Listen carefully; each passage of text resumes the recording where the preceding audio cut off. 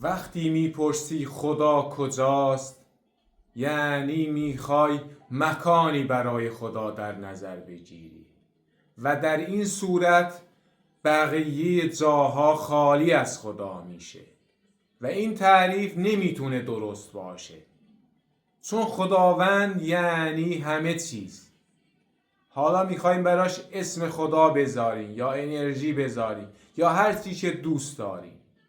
خیلی مهمه که خدا کجاست رو بفهمیم و درک کنیم، چون مستقیم روی کیفیت زندگی ما تأثیر میذاره، روی نگرش ما به زندگی و اینکه رفتارمون چطور باشه، چه کارهایی رو انجام بدیم.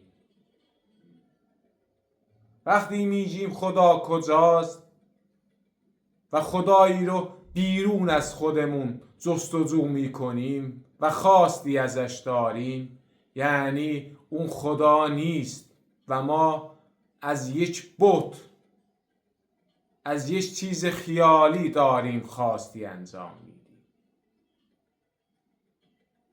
و خداوند هیچ وقت نمیتونه در این بعد سوم در یک مکان وجود داشته باشه.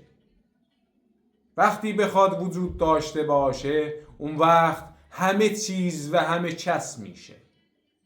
پس وقتی خدا رو صدا میزنیم یا میخوایم درکش کنیم، بهتره که چشمامون رو ببندیم و به درونمون نگاه کنیم.